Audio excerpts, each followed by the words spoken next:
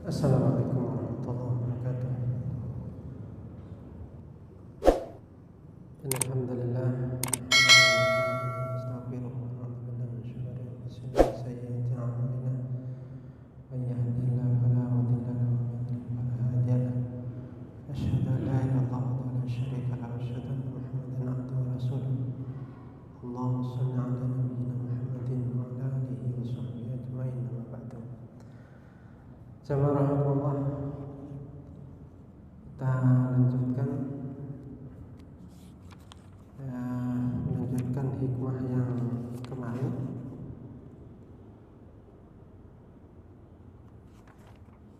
Sekarang kita lanjutkan pada hikmah yang keempat.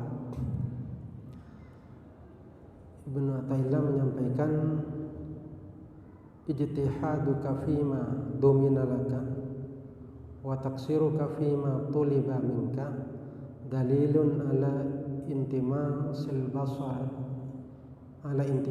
basirati minka.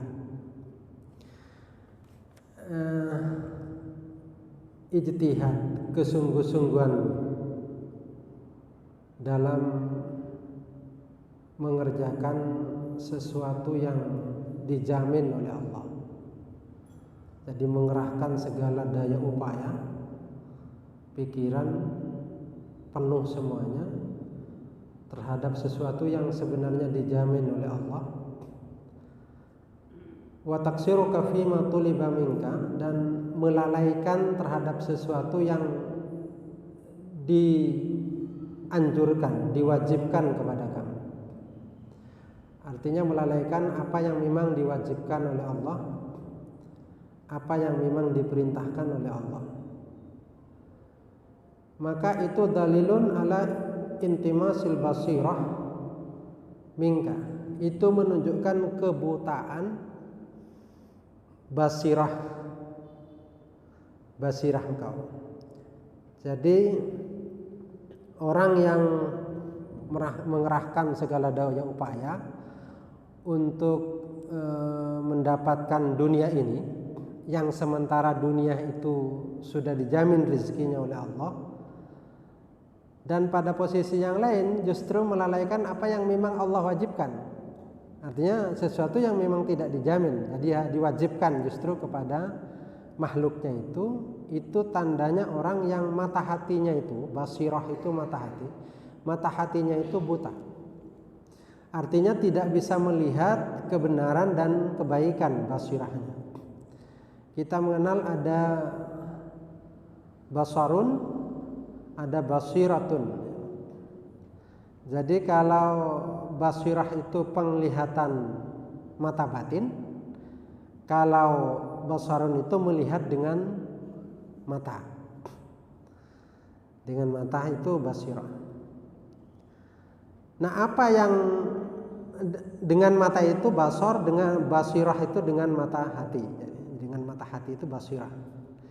Nah, kalau orang itu justru gandrung dan mengerahkan pikiran dan tenaganya, waktunya dihabiskan untuk dunia, yang itu dunia itu rezekinya dijamin oleh Allah, rezekinya setiap makhluk itu dijamin oleh Allah, sementara dia melalaikan tentang kewajiban-kewajiban yang Allah perintahkan, itu menunjukkan bahwa mata batinnya itu buta, tidak melihat.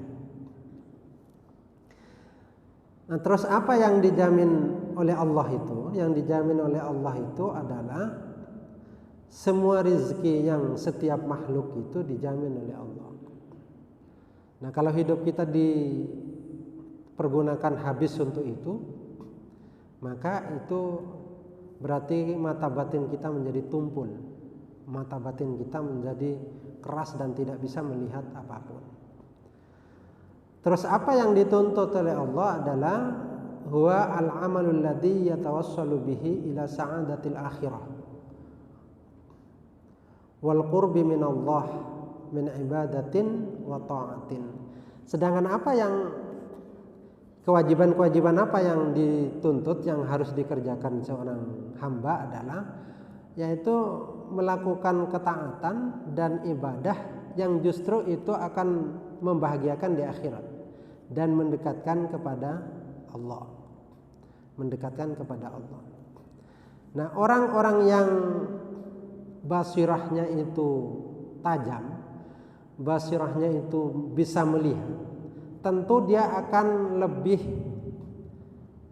memperhatikan kewajiban-kewajibannya seorang hamba daripada sesuatu yang memang Allah jamin rezekinya. Nah, ini seperti ayat Allah berfirman bahwa Allah itu menjamin rezeki kita.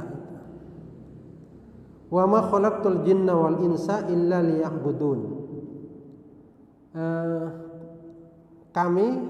Saya kata Allah tidak menciptakan jin dan manusia kecuali untuk menyembahku, kata Allah. Ma uridu minhum min rizqin.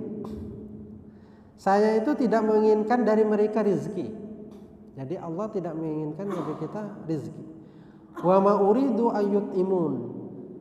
Dan juga Allah tidak menginginkan bahwa mereka akan memberi makan. Kenapa? Karena innallaha wa ar-razzaq. Ar-razzaq dzul quwwatil matin. Dzul quwwatil matin. Sesungguhnya Allah itulah pemberi rezeki. Allah mempunyai kekuatan yang kokoh. Jadi Allah itulah yang memberi rezeki, bukan makhluk. Sehingga tidak ada satu makhluk pun yang bisa memberikan rezeki kepada orang lain. Kepada orang lain. Ingat cerita dulu zaman Nabi Sulaiman. Itu ada seekor semut yang ditanya oleh Nabi Sulaiman, "Wahai semut, kamu dalam 1 tahun kira-kira perlu berapa gandum?" Kata semut, "Cukup 1 saja ya Nabi Sulaiman." "Cukup 1 tahun?" "Iya, cukup." Setelah itu cukup diberikan oleh Nabi Sulaiman. Setelah 1 tahun datanglah Nabi Sulaiman ke semut itu. "Semut, gandum itu kok masih tersisa? Kok kamu tidak habiskan itu?" Katanya semut itu, "Seandainya yang berjanji itu Allah, maka pasti ya Sulaiman, ya Nabi Sulaiman. Tapi karena yang berjanji makhluk, maka ya makhluk itu bisa lupa. Tidak bisa memberikan rezeki. Yang bisa memberikan rezeki itu adalah Allah." Jadi semut ingin menyampaikan bahwa Nabi Sulaiman yang kelas Nabi saja itu ya tidak bisa berbuat apa-apa, tidak bisa berbuat apa-apa.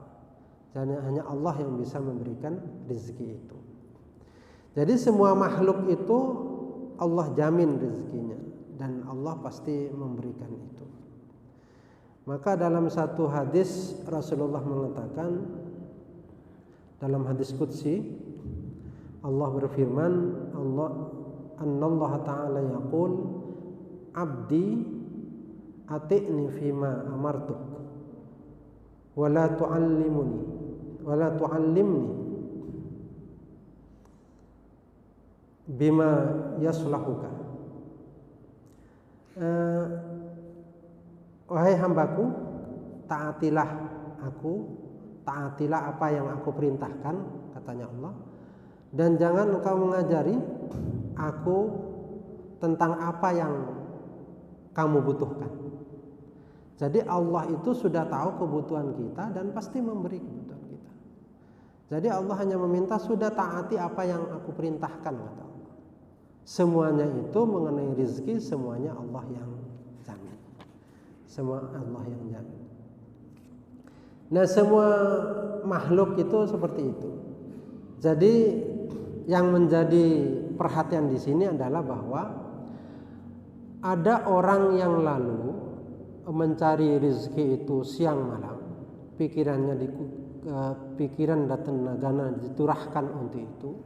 Di satu sisi dia lupa kepada kewajiban-kewajiban yang Allah perintahkan. Nah, itu yang dikatakan mata hatinya buta itu. Mata hatinya buta, jadi basirahnya itu tidak bisa melihat.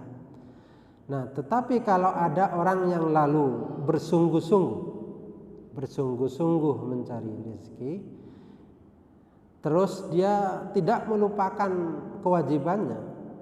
Jadi dapat rezeki ya dia infakkan dengan niatan diinfakkan kepada orang lain, terus diberikan kepada orang lain, diberikan kepada orang yang membutuhkan, tentu itu manfaat. Selama dia tidak melalaikan kewajibannya kepada Allah, itu tentu baik. Tentu baik. Ini kebaikan. Artinya makom asbab kemarin itu, yang seperti kemarin. Itu baik.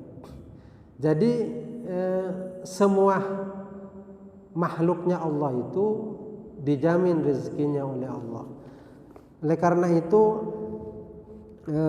dalam tulisannya Ramadan Al-Buti, dalam kitab Ramadan Al-Buti dikatakan bahwa sesuatu yang sangat penting yang tidak boleh dilupakan oleh seorang hamba adalah annahu ma min makhlukin hayawanan kana au nabatan au jamadan illa wa aqamahu Allah taala ala wadifatin. Semua makhluk,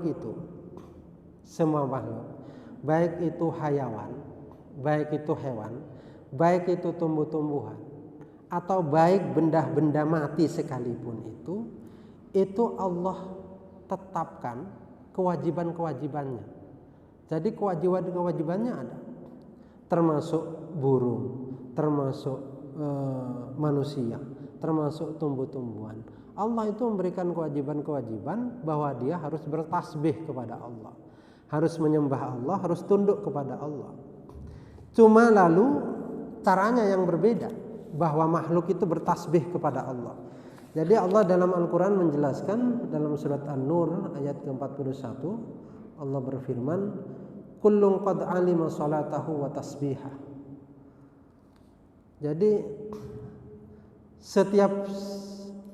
setiap makhluk itu sungguh tahu caranya dia berdoa, caranya berdoa kepada Allah. Kalau manusia itu caranya sholat tahu, wa tasbihahu, dan juga tahu tentang bagaimana mereka bertasbih. Jadi semua makhluk Allah itu bertasbih. Nah, di antara makhluknya Allah itu manusia. Nah, manusia inilah yang berbeda dengan makhluk-makhluk yang lain. Jadi kalau batu tentu dia akan bertasbih kepada Allah. Tentu juga ikan-ikan di lautan itu bertasbih kepada Allah. Tentu juga tumbuh-tumbuhan itu bertasbih kepada Allah. Semua makhluknya Allah itu bertasbih. Diberi beban oleh Allah untuk bertasbih. Nah, bahkan kalau Imam Sya'rani itu menjelaskan tasbihnya ikan di lautan itu, dia meriwayatkan tentang tasbihnya ikan itu dengan kalimat subhana man la yansa khalqahu walam yaqta rahmatahu liman asahu. Ikan itu bertasbih seperti itu.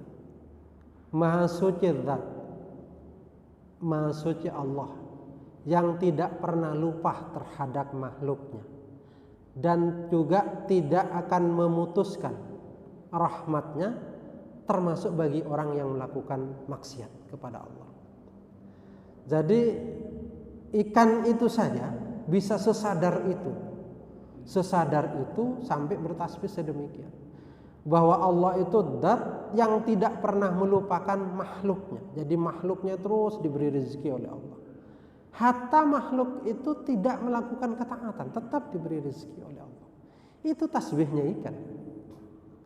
Yang mungkin kadang juga kita tidak pernah bertasbih seperti itu, tapi ikan punya tasbih seperti itu. Jadi bahwa dia yakin betul bahwa Allah itu adalah zat yang tidak pernah melupakan makhluknya, sekalipun semut di dalam batu sekalipun, dan juga tidak pernah memutuskan rahmatnya sekalipun orang itu melakukan kemaksiatan. Tetapi berbeda dengan manusia itu. Manusia itu ketika menerima perintah-perintah itu ada yang lalu taat, ada yang lalu mengerjakan dengan sesungguh hati, Ada yang lalu ingkar, ada yang lalu tidak taat dengan perintah-perintah. Itulah perbedaan manusia dengan makhluk yang lain. Dengan makhluk misalnya hewan, termasuk binatang, termasuk tumbuh-tumbuhan, termasuk benda-benda mati itu.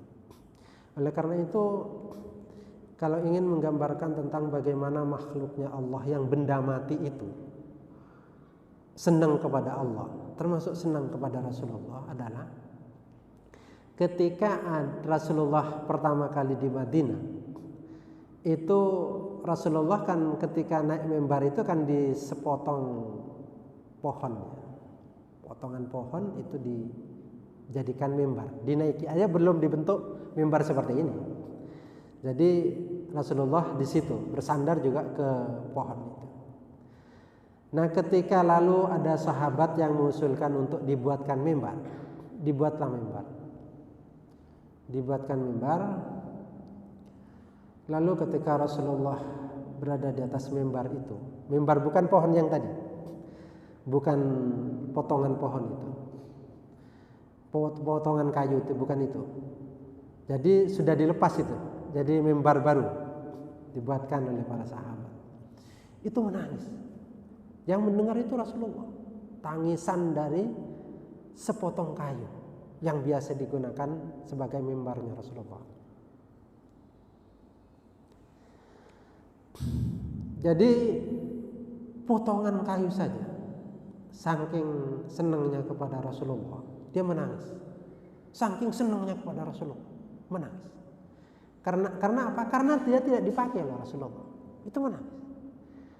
Seandainya lalu Rasulullah tidak mendiamkan, membujuk kayu itu untuk tidak diam, dia tidak akan diam. Saking senangnya kepada Rasulullah.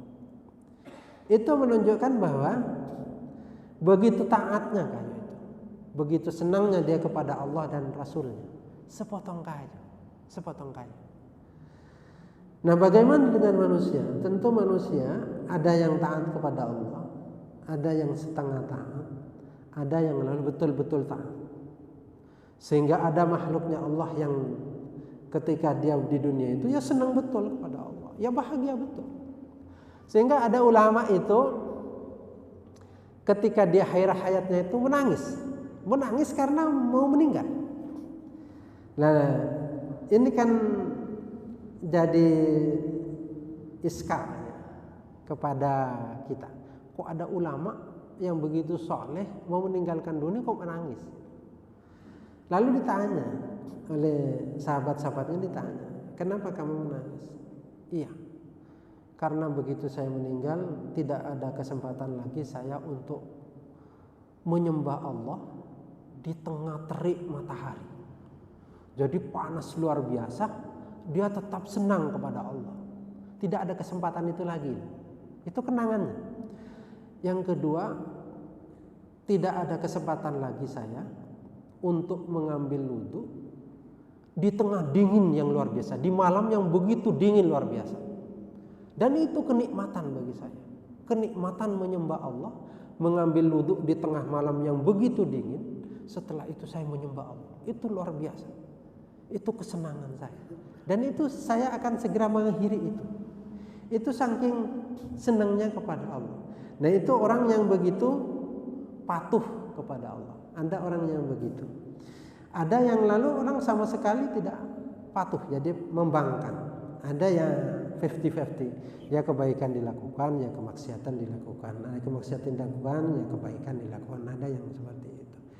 Nah, orang yang diceritakan pertama tadi itulah yang basirahnya hidup.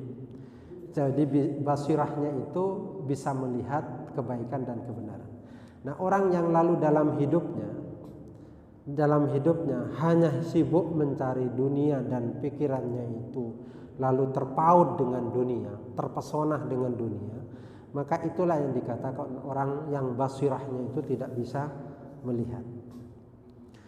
Nah, dikatakan di sini bahwa fa idza aradallahu fatha basiratil abdi ashghalahu fid dhahir bi khidmatihi wa fil batin bi mahabbatihi. Allah itu kalau ingin membuka basirahnya seorang hamba Jadi penglihatan mata batinnya itu dibuka oleh Allah, maka pada zahirnya dia akan berhikmat kepada Allah. Berhikmat kepada Allah. Berhikmat kepada Allah itu zahirnya ya menyembah Allah, ya sujud kepada Allah, ya membaca Quran, ya lalu ketika punya harta ya disedekahkan, diberikan kepada orang lain, itu berhikmat kepada Allah zahirnya. Sedangkan batinnya itu bimahabbatihi, yaitu senang kepada Allah. Jadi senang kepada Allah. Nah itu kalau orang basirahnya dibuka, nampak senangnya kepada Allah itu nampak. Dan pekerjaan zahirnya juga nampak. Zahirnya juga nampak. Jadi sama-sama nampak. Zahirnya ya dia senang kepada Allah dengan melakukan aktivitas zahir, ya salat, ya membaca Quran, ya bersedekah. Itu kalau dia punya sesuatu ya sedekahkan. Itu zahirnya. Tapi batinnya senang betul kepada Allah. Nah itu basirahnya itu dibuka namanya oleh Allah. Nah, basirahnya itu. Basirah inilah yang bisa melihat Allah. Basirah ini. Jadi kalau di dunia itu basirah ini bisa melihat Allah. Caranya gimana?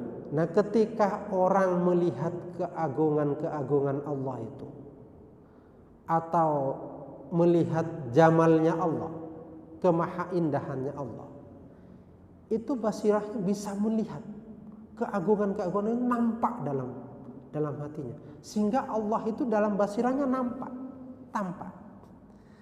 Sehingga kalau orang lalu membaca Quran, itu basirahnya itu bisa melihat, maka akan menang betul bahwa yang dibaca itu Qurannya Allah, firmannya Allah. Sehingga kalau sahabat itu membaca Qurannya, ketika ditutup lalu dibuka itu, ada sahabat yang langsung pingsan. Itu dia mengatakan bahwa hadza kalamu rabbi, ini firman Allah, ini firman Allah itu. Nah ini pingsan, saking basirahnya itu bisa melihat Allah. Jadi nampak dia itu bahwa keagungannya Allah nampak, sehingga dia bisa terpesona betul kepada Allah. Inilah yang dikatakan melihat Allah itu. Mata batinnya, basirahnya. Nah ini orang yang lalu dibukakan mata hatinya, basirahnya dibukakan.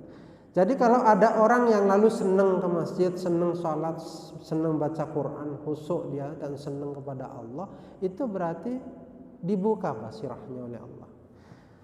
Tetapi sebaliknya, wa idza aradallahu khidlana abdihi asghalahu fid dhahir bi khidmatil aqwan wa fil batin bi mahabbatiha.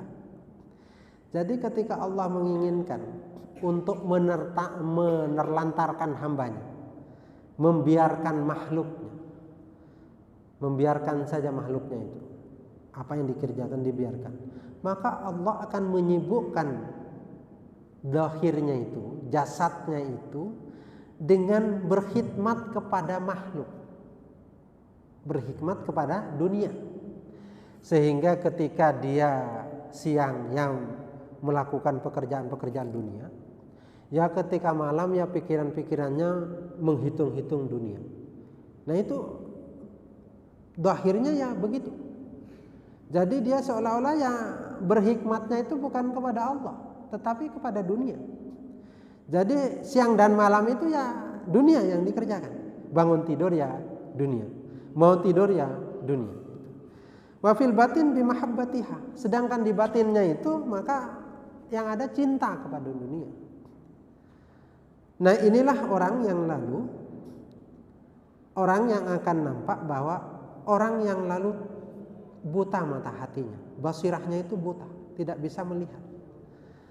bisa melihat kebenaran dan kebaikan itu. Nah orang yang seperti ini sulit untuk menerima kebenaran dan sulit merasakan senang. Ya baca Quran ya baca, misalnya baca ya, tapi tidak merasakan senang. Kalau baca, itu pun kalau baca. Ya sholat ya pokoknya sholat itu ya biar gugurlah kewajiban ya tidak begitu diperhatikan. Artinya bahkan ada orang yang sholat itu menjadi beban. Sholat itu menjadi beban. Nah, artinya ini orang yang tidak dikaruniai futuh oleh Allah, tidak dikaruniai basirahnya itu dibuka oleh Allah. Jadi kalau lalu kita dikaruniai senang sujud kepada Allah, senang zikir ingat kepada Allah, senang baca Quran, itu bagian dari futuh, itu bagian Allah membuka mata batin dia. Sehingga lalu kalau sudah seperti itu maka nampak begitu dekat kepada Allah. Dan inilah yang membedakan antara orang yang futuh dan ghairu futuh. Artinya orang yang dibuka mata hatinya dan orang yang tidak dibuka mata batinnya itu. Nah, jadi jelas bahwa orang itu dituntut, hamba itu dituntut biar mata batinnya itu dibuka oleh Allah, itu harus ada kesempatan untuk hatinya itu dekat kepada Allah, hatinya juga zahirnya itu melakukan kebaikan-kebaikan dan apa yang memang diperintahkan oleh Allah. Jangan siang dan malam itu dihabiskan untuk kehidupan dunia. Orang itu bekerja mencari nafkah, mencari rezeki, yaitu dianjurkan dan diperintahkan oleh Allah. Tetapi tidak perlu lalu terpesona dengan itu, sehingga mulai pagi sampai pagi lagi yang ada dalam pikirannya dan dalam pekerjaannya itu adalah kehidupan dunia. Barangkali itu yang bisa kami sampaikan. Ada yang ingin disampaikan? Ya. Saya tertarik dan tidak memungkinkannya yang dimaksud dengan mata batin atau basirah itu yang melihat Allah itu yang bagaimana, melihat zatnya atau melihat? Ya, yang dimaksud melihat Allah, ya, basirahnya melihat Allah. Melihat yang dimaksud adalah dengan cara melihat keagungan Allah, sehingga lalu orang itu terpesona betul dengan Allah. Itu yang dimaksud. Kalau manusia di dunia ini tidak akan pernah melihat Allah seperti kita melihat matahari misalnya, tidak akan pernah. Tidak akan pernah. Tidak ada makhluk yang bisa seperti itu. Yang dimaksud oleh karena itu dikesampaikan basirah, mata batin. Mata batin itu kan bukan seperti melihat mata zahir, ya. Mata ini yang bisa melihat tembok ya seperti itu. Ya kipas angin ya seperti itu. Tidak. Yang dimaksud adalah melihat Allah, yaitu dengan cara melihat caranya untuk bisa itu melihat keagungan Allah atau keindahan Allah, sehingga nampak kita itu seolah-olah begitu dekat kepada Allah, begitu dekat kepada Allah, sehingga kita lalu ingatan kita betul-betul ingat. Kayak begini, gambar. Seorang yang begitu mencintai orang lain yang begitu dalam, lalu dikirimi surat, baca surat itu, seneng dia, seneng luar biasa, seolah-olah yang menulis itu berada di depannya, seneng. Dan tersenyum dia, tersenyum, saking senengnya itu. Nah gambarannya kira-kira begitu, gambarnya. Karena basirahnya itu bisa melihat. Seolah-olah nampak di situ, orang yang disenangi itu nampak di situ. Dan kadang orang bisa berbicara dengan orang lain, padahal orang lain itu tidak ada di situ, saking seneng. Sehingga mata batinnya seolah-olah menganggap dia di situ. Nah, orang yang lalu terpesona melihat keagungan Allah itu dan terpesona betul dengan keagungan Allah itu, maka Allah seolah-olah nampak, Sehingga ihsan itu kan Allah mengatakan, Rasulullah menyampaikan dalam hadis itu, yang dimaksud ihsan itu adalah seolah-olah kamu melihatnya, melihat Allah. Tetapi maksudnya melihat dengan basirah, ya. Bukan dengan mata ini, mata dahir. Basirahnya yang dimaksud. Seolah-olah basirah kamu melihat Allah. Kalau kamu tidak bisa itu, maka turun sedikit di bawahnya. engkau merasa bahwa dilihat Allah. Dilihat Allah. Nah itu yang dimaksud basirah yang melihat Allah itu. Kita terpesona dengan keagungan Allah luar biasa, itu sudah dianggap basirahnya sudah melihat Allah. Kira-kira begitu. Ya, ya.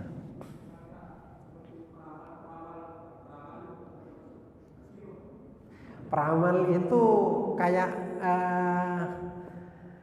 sahabat saya itu bisa meramal juga. Bahkan kalau ada bapak-bapak yang istrinya hamil tidak usah ke orang lain, ke dia. Jadi misalnya baru hamil beberapa hari misalnya, datang ke dia, tanya laki-laki apa perempuan, dia tak bisa jawab. Dia nyampaikan ke saya.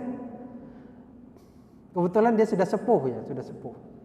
Katanya saya kalau cuma siapa yang berada di balik pintu saya tahu. Atau yang ada di sekolah itu saya tahu. Atau yang sedang berada di sekolah siapa saja saya tahu. Dan saya bisa nyebutnya mana. Kalau cuma seperti itu biasa.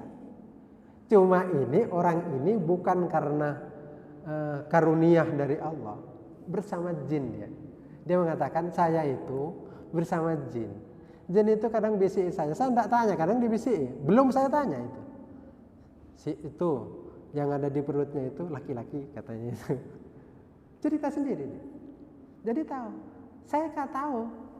Yang ada di rumahnya si A itu saya tahu. Bahkan saya tahu kalau kamu kehilangan, yang curi itu siapa? Saya tahu gitu. Tapi saya diberitahu jin gitu. Diberitahu jin. Nah, setelah dia bertemu saya itu lalu dia nyampaikan, tetapi itu dulu itu sih katanya. Kalau sekarang saya taubat sudah berhenti katanya.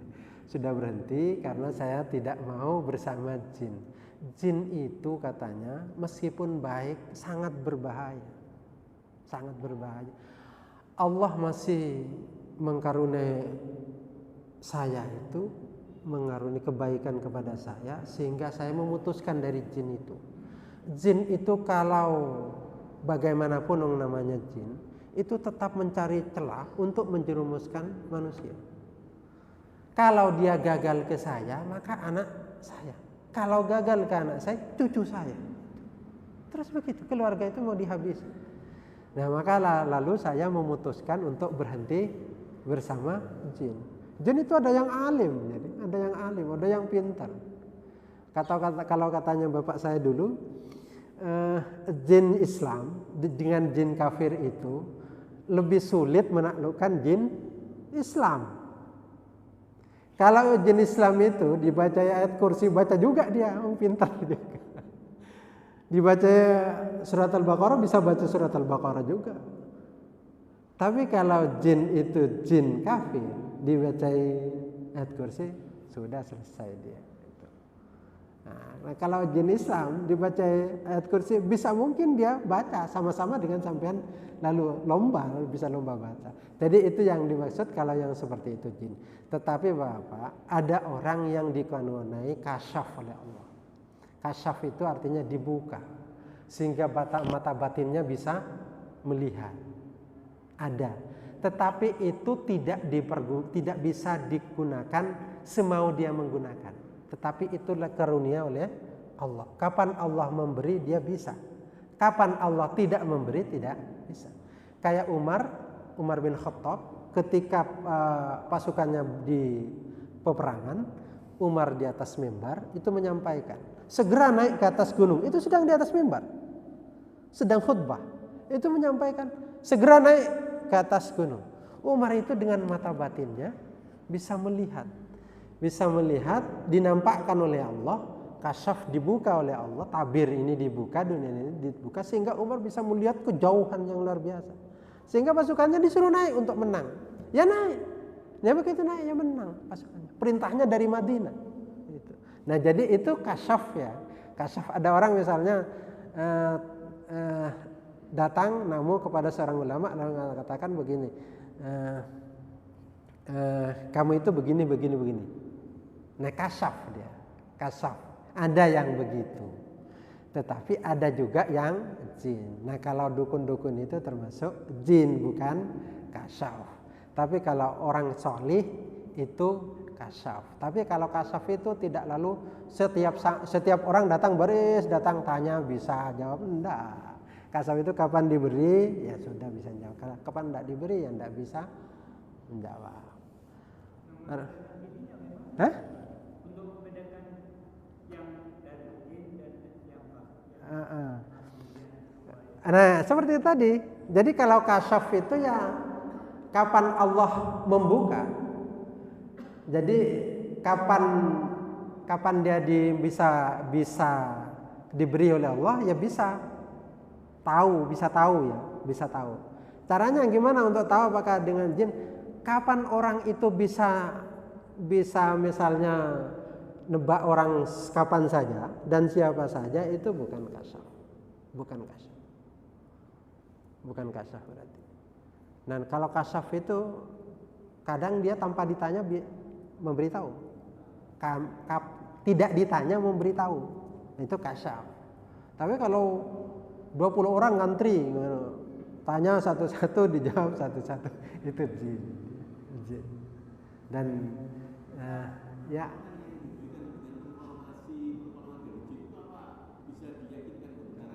Oh iya, jin itu kan bebas dimensi ya, bebas dimensi ruang. Oh iya, enggak usah USG tadi. Saya bilang kan enggak usah USG. Cukup tanya. Hah? Betul. Ketika lahirnya betul. Ya, artinya seandainya dia masih hidup, teman saya masih hidup, sampai enggak usah USG. Istrinya bawa saja ke saya. Laki-laki perempuan, langsung dia jawab. Setelah itu kalau enggak percaya silahkan USG. Itu lebih canggih dari USG itu. Ya. Ada orang begitu, tapi sekarang sudah almarhum beliau. Ya.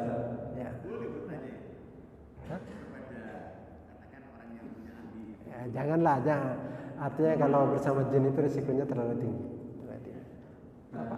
Ya. Ini terkait dengan pembahasan yang sebelumnya mengenai kita tidak bergantung kepada suatu amal. Ya. Nah, kalau misalnya kan kadang-kadang kita ada Asmaul Husna sampai berapa kali itu gimana Ustaz? Berbaca Al-Ikhlas sampai 1000 atau gimana? Ya. Agar supaya begini-begini itu gimana Ustaz? Ya, tetap itu tidak boleh bersandar kepada bacaan Asmaul Husna itu. Tetap sandarannya kepada Allah, bahwa Allah itulah yang tetap memberi rahmat. Kayak begini, orang berdoa itu jangan kepedean. Saya sukses seperti ini karena doa-doa saya. Kan seolah-olah dia merasa bahwa Allah kalau saya tidak berdoa juga tidak memberi. Itu sangat risikonya ke akidah. Itu begitu. Berdoa itu bagian perintah Allah. Seperti baca Asmaul Husna, itu bagian perintah Allah. Tetapi bagian dari cara untuk kita meminta rahmatnya Allah. Itu. Bahwa sampean tidak boleh merasa bahwa saya seperti ini karena bacaan Asmaul Husna itu. Saya seperti ini karena rahmatnya Allah. Rahmatnya Allah itu termasuk saya mengamalkan ini misalnya. Jadi tetap kesuksesannya itu karena pertolongannya Allah. Bisa saja orang itu sukses tanpa membaca itu. Bisa saja orang membaca itu kok tidak sukses. Bisa saja orang salat tahajud lalu menjadi sukses. Bisa saja orang secara hitungan dunia ya, secara hitungan makhluk. Secara hitungan makhluk, kan kalau makhluk itu manusia itu hitungannya seolah-olah dunia. Padahal ada bagian-bagian penting dari kehidupan ini yaitu kehidupan akhirat. Nah, seolah-olah ada orang yang sama-sama belajar, satu tahajud terus. Satunya enggak. Satunya yang enggak tahajud sukses, yang satunya sama-sama belajar, tahajud juga enggak sukses. Nah, itu kalau orang lalu bersandar kepada amal bilang begini, saya sudah tahajud kok enggak sukses-sukses. Itu kok enggak tahajud kok ya sukses. Ya sama dengan itu tadi. Jadi itu kalau bersandar kepada amal. Padahal tidak seperti itu. Mestinya dia bersandar bahwa ya kalaupun dia diberi sukses yaitu karunia Allah. Kalaupun kita membaca itu, membaca ini, membaca itu adalah karena itu yang disenangi oleh Allah. Allah senang dengan orang yang melakukan amal soleh. Bahwa dengan senangnya Allah kepada kita dengan amal soleh itu Allah mau karunia apa, memberi rahmat apa, itu hak prerogatifnya Allah. Bahwa diberi sukses itu rahmat Allah. Bahwa diberi ini juga rahmatnya Allah. Tidak diberi kaya tetapi diberi cukup oleh Allah. Hatinya tenang itu sudah luar biasa. Jadi itu maksudnya. Jadi tetap amal-amal salih itu dilakukan dalam rangka mendekat kepada Allah.